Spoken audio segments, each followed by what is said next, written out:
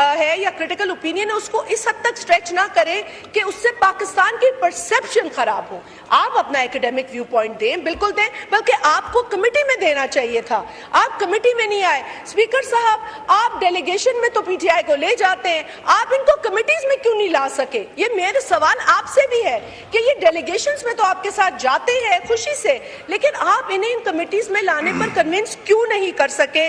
Sir, in the and I would just say कि 27वीं आईनी तरमीम जो अब आई है, मैं समझती हूँ कि बेशक हमें कुछ कम दिन जरूर मिले हैं, लेकिन हमें पार्लियामेंट्री प्रोसेसेस से हम गुजर के यहाँ पहुंचे हैं और मैं अब इस पे नहीं जाऊंगी कि किसने किस जगह क्या किया।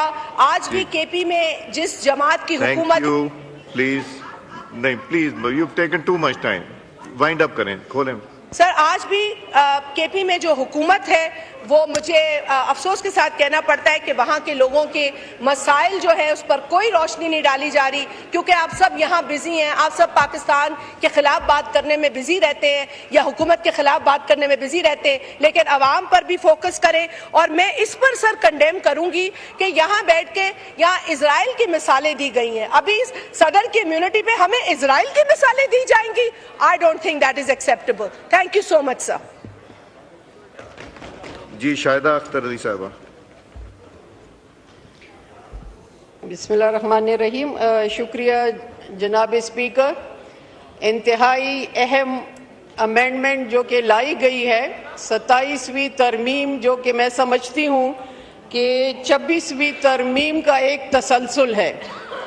जनाब स्पीकर, एक बात क्लियर करती चलूँ कि 26वीं आईनी तरमीम पे जिस तरह हमारी जमात जमीयत उलमाए इस्लाम को ऑन बोर्ड लिया गया, न सिर्फ ऑन बोर्ड लिया गया बल्कि हर लम्हे ऑन बोर्ड लिया गया, शायद इसीलिए कि कुछ नंबर गेम का मसला था।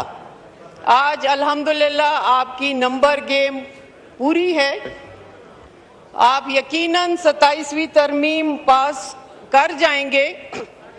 लेकिन जनाब स्पीकर, हम यहाँ पे कानून साजी के लिए बैठे हैं, तरामीम बनाने के लिए बैठे हैं और चाहते हैं कि एक मुत्तफ़िक़ा तौर पे जो भी कानून साजी हो, जो भी आइन साजी हो, वो उसी तरह मुत्तफ़िक़ा और म्यूचुअल कंसेंसस से आए जिस तरह 1973 का आइन बना था और हमारे अकाबिरीन ने अपना उसमें हिस्सा डाला था, और वो एक रोशन बाब है, मशअल राह है हमारे लिए।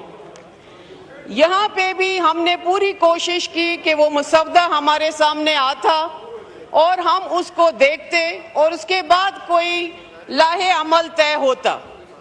चले देर आए दुरुस्त आए, आज हमारे सामने 27वीं तरमीम यहाँ पे ले हुई है और हम मौका मिला है कि हम उस पर कोई बात कर सकें।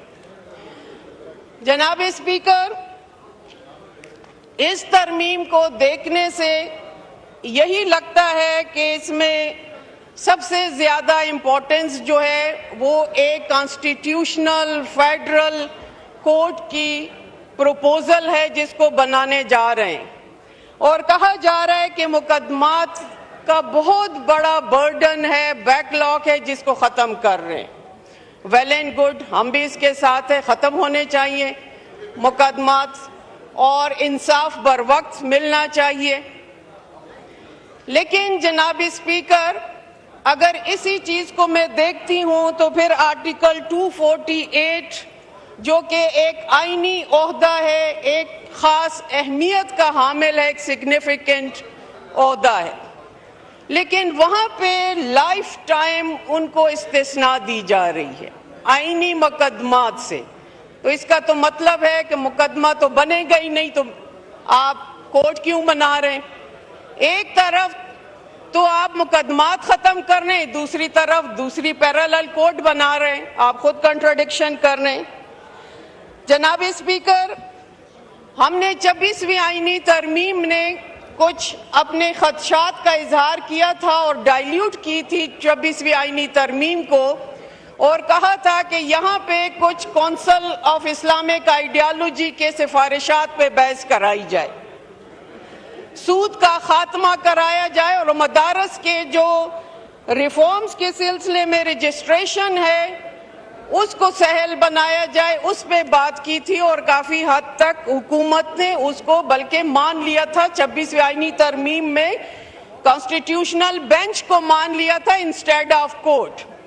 हमने वहां पे वोट किया था। अब मैं इस ईवान में यहाँ पे खड़े होके कैसे कहूं कि वहां पे हम नहीं मान रहे थे कोर्ट को और आज आप हमसे वोट मांग रहे हैं और हम आपको वोट दें इस सिलसिले में। ये तो खुद हम अपने ही जुबान से फिरने वाली बात है। हम यही आपसे कहेंगे कि आप भी इस पे जरा सोचें, कहां तक आप इसको लेके जा रहे हैं। जनाब स्पीकर, ये नजरिए जरूरत के तहत कानून साजी जो खवास के लिए की जा रही है, क्योंकि इसमें मुझे अवाम के लिए कुछ नजर नहीं आया। अगर अवाम के लिए नजर आता तो मैं एक नहीं 2 बार भी वोट करती और हमारी जमात भी करती। आज जो इश्यूज है, जो लॉ एंड ऑर्डर की सूरत हाल है, जो आपके सर्कुलर डेट का सूरत हाल है कि अगर एक गरीब बंदा बिजली का बिल नहीं अदा कर सकता जिसपे मल्टीपल टैक्सेस हैं, अगर वो सोलर और नेट मीटरिंग की तरफ जाता है, रिन्यूएबल एनर्जी की तरफ जाता है, तो उसके रेट भी आप बढ़ाने पे, वो पॉलिसी भी आप खत्म कर रहे हैं। एक तरफ आप डाउन साइजिंग कर रहे हैं, राइट साइजिंग के खुशनुमा अल्फाज इस्तेमाल करके, और दूसरी तरफ ताहयात मराआत भी जाए, ताहयात इस्तिस्ना भी दिया जाए। जनाब स्पीकर, ये क्लियर कट तजाद है। इस मुतजाद से इस कौम को भी छुटकारा दिलाए और इस अवाम को भी, यहाँ पे बैठे हुए जो अवाम के नुमाइंदे हैं उस पे भी रहम करें। इस तरह की कानून साजी जो है वो हम करके अपने जमहूरी इदारों को कमजोर न करें। हमें अपनी जमहूरियत को स्ट्रॉन्ग करना चाहिए, स्ट्रेंथन करना चाहिए और यूनानिमसली बाहिमी अफहाम व तफहीम से ऐसे कॉन्स्टिट्यूशनल अमेंडमेंट लाने चाहिए जिसका असर भी हो और वो असर ट्रिकल डाउन हो अवाम तक और वो हमसे खुश हो, जिसका वो तकाजा करते हैं। इससे तो कुछ अशखास